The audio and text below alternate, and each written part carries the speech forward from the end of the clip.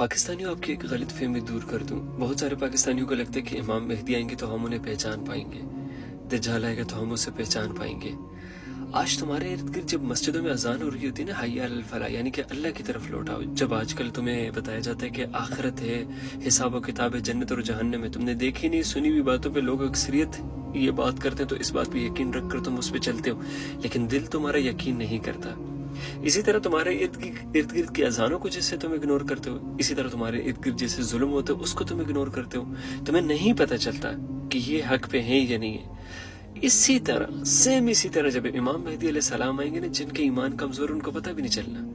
हो सकता है कि आप ही में से जो ला इलाहा इल्लल्लाह मुहम्मद रसूलुल्लाह पढ़ते रहे हैं पूरी जिंदगी, लेकिन उनके अमाल ऐसे थे कि उनको पता ही नहीं चला कि वो कब इमाम मेहदी की आर्मी के खिलाफ लड़ते लड़ते मुर्दार मौत मरे, अफसोस के साथ।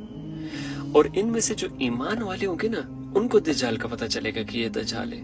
जो ईमान वाला होगा, जिसने अल्लाह को याद किया होगा, हर वक्त अपनी 5 वक्त की नमाजें पढ़ी होंगी। आप जो जिहाद की बातें करते हो ना, आपका दज्जाल के साथ सामना हुआ और आपने नमाजें नहीं पढ़ी, आप अल्लाह के रास्ते पर नहीं चले, उसके जो माथे पे काफिर लिखा होगा ना, जिसको अरेबिक वर्ड में लिखा होगा काफिर जिसको हम कहते हैं, वो आप नहीं पढ़ पाओगे। सेम उसी तरह जिस तरह आपको लगता है कि दुनिया में जैसे आप बोलते हो कि मेरा रब कौन है, अल्लाह, ये तुम यहाँ पे बोल सकते हो क्योंकि तुम्हें रटे रटाई बातें मिली हुई है, रटी हुई है तुमने। लेकिन जब तुम्हें कब्र में डाल दिया जाएगा तो तुम नहीं बोलोगे, तुम्हारा मुंह ही बंद है, तुम्हारा मुंह बंद करो, तुम कैसे बोलोगे कि अल्लाह मेरा रब है। वो तब बोला जाएगा जब तुमने पूरी जिंदगी रब को याद किया होगा। इसी तरह दज्जाल अगर तुम्हारे सामने आएगा और तुम्हारे अमाल नेक हैं तो तुम उसे पहचान पाओगे। अगर नहीं है अमाल तुम्हारे अच्छे और तुम कुफर की तरफ हो और तुमने गलत लोगों का साथ दिया, तुमने अपनी जिंदगी अल्लाह के साथ गुजारी ही नहीं, तो याद रखो तुम्हें भी वो उतनी खूबसूरत, उतना अच्छा है, उसी तरह तुम्हें अपना हमदर्द मिलेगा जिस तरह के काफिरों को मिलता है। ये गलतफहमी जहन से निकाल लो कि नमाज से दूर रह के, कुरान से दूर रह के लोग तुम्हें बताएंगे कि ये दज्जाल आ रहा है सामने से। नहीं, तुम नहीं पहचान पाओगे, ये तुम्हारी गलत फहमी, और ना ही तुम इमाम मेहदी अलैहिस्सलाम को पहचान पाओगे। ये बात याद रखो कि तुम अल्लाह से जुड़ोगे तो अल्लाह तुम्हारी निगाह, तुम्हारी सोच, तुम्हारे दिल को वसी कर देगा।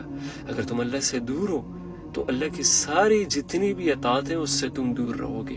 तुम्हारी गलत फहमी है। बार बार कमेंट सेक्शंस में जगह जगह ये लिखना ना कि इमाम मेहदी अलैहिस्सलाम we are waiting for you. ये बात याद रखो कि जब वो आए ना, तुम्हें शायद पता भी ना हो कि तुम उसके खिलाफ खड़े हो, उनके खिलाफ खड़े होकर तुम मुर्दार मौत मरे हो। सो प्लीज पहले अपनी इबादतों पे गौर करें, अपने आप पे काम करें। मैं देख रहा हूँ कि लोग अफसोस के साथ शहीदों की वीडियोस के साथ सॉन्ग्स लगा रहे हैं।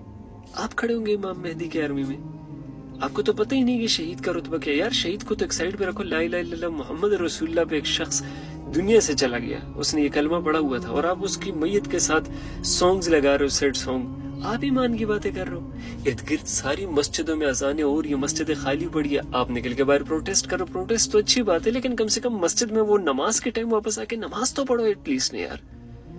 हर जगह पर जिसको देखो वो कह रहे कि मैं फलस्तीन के लिए खड़ा हूँ, फलस्तीन के लिए खड़ा हूँ। अयाशियां तुम लोगों की खत्म नहीं होती कि जब थोड़ी बहुत अगर तुम्हें लगता है कि यार मैं अयाशियों को रोक कर, थोड़ी अपनी अयाशियों को रोक कर, अपने आप पर ध्यान देकर, जो चीजें बंद करके, बाइकआउट करके, मैं इसराइल के खिलाफ वो जो जिन चीजों से वो ये असला, बारूद और ऐसी घटिया चीजें खरीद कर हमारे मुसलमान भाइयों की जाने लेते हैं, उसको नुकसान पहुंचा सकते हो, उनसे तो बाइकआउट कर सकते हो ना। तुम्हें सोशल मीडिया भरा हुआ मिला है, तुम गूगल पे जाकर अगर सर्च करोगे कि इसराइल की प्रोडक्ट्स कौन सी, वो तुम्हें पता चल जाएंगे।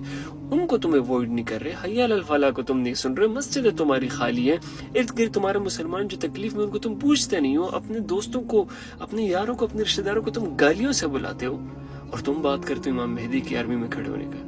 जरा सोचना कि नबी अकरम सल्लल्लाहु अलैहि वसल्लम की जिंदगी में लोगों का इखलाक कैसा था।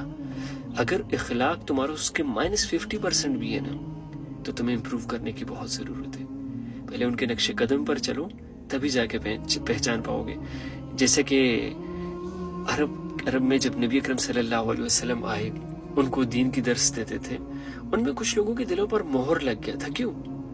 इसीलिए तो लगा था ना क्योंकि वो नबी अकरम सल्लल्लाहु अलैहि वसल्लम के रास्ते पर कभी चले ही नहीं थे। जो चले वो कामयाब हो गए, मुश्किल से मुश्किल हालात से भी अल्लाह ने निकाल दिया। लेकिन जब आप चलोगे ही नहीं नबी अकरम सल्लल्लाहु अलैहि वसल्लम की जिंदगी पर, तो आप कैसे पहचान पाओगे कि अल्लाह सच्चा है, नबी अकरम सल्लल्लाहु अलैहि वसल्लम की सारी बातें सच्ची हैं, कुरान सच्चा है, और इमाम मेहदी अलैहिस्सलाम जो मेरे सामने खड़े ये वही है जिसका मैंने सुना था, जिनके बारे में मुझे बताया गया था कि आएंगे।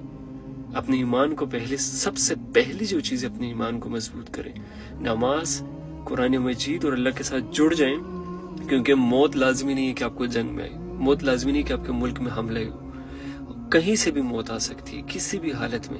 आपके इर्द गिर्द एक जाल बिछा दिए गए, इल्यूमिनेटी, शैतानी, सैटानिक, जो भी तुम कह लो, उसके अंदर तुम फंसे हुए हो, किसी तरफ भी भागोगे, एंड में जाके उस जाल से टकराओगे।